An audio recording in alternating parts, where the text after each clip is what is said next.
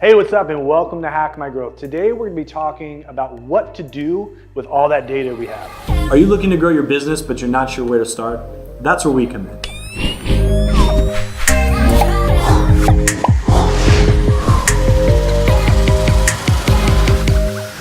Hey, thanks for checking out this video. If this is your first time watching, or maybe you've been watching a while and haven't yet hit subscribe, please do so now. We would love to have you as part of our community, and don't forget to make sure that you turn on notifications.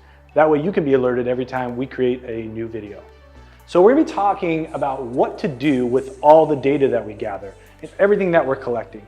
We live in a world that is all about big data, and we're always processing information and we're tracking information. Some companies are doing it the right way. Other companies, well, they're getting in trouble, but we're not going to get into that today. We're going to be talking on what we can do, what we can learn, and the actionable steps that we can take as marketers and business owners to make smarter decisions. So like I said, we've got tons and tons of data, lots of information, and there's always something new and shiny out there. And the reality is 44% of marketers spend about 25% of their budget replacing technologies or changing technologies. They're always looking for the new, the shinier thing. This new tracker comes out, let's get that. This new marketing platform comes out, thinking almost a lot of times that these things are going to be silver bullets. The reality is they're just tools. And a lot of these tools give us a lot of data. But if we don't really know how to use it, is it really that efficient for us to spend more money on it? 42% of marketers have more than 10 different marketing solutions installed on their website or within their campaign at one time.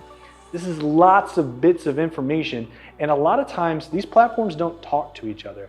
Now there's great tools and integrations. Sometimes integrations built by the companies like Salesforce and HubSpot, they've got that native integration. Or maybe you want to do something with Zapier and you got to build your own integration.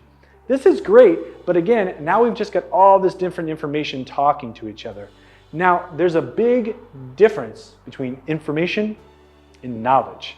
Information is just facts. They're just numbers in sheets, right? We know that there's information in there. We can pull the analytics. We can pull the amount of users. It's just ones and zeros. But knowledge is knowing what to do with the information you have. So, how can we make this a little bit more simple, a little more straightforward, and really what's most important, how can we make it action-based? Because none of this data matters if you can't do anything with it. It's just sitting out there. So the first thing we need to do is we need to focus on need-to-know information.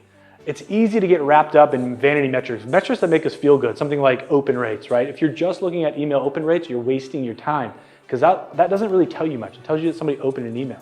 They could open it and unsubscribe. They could open it, read it, and then canned it. You're not really looking at things deeper than that. You need to look at the need-to-know information. How are the decisions and the campaigns that you're putting together, how's that resulting in getting more clients or whatever your end goal is? You need to be tracking that information, the information that's essential to the success of your business and the success of the campaigns you're doing to make sure that you have money put in the right places.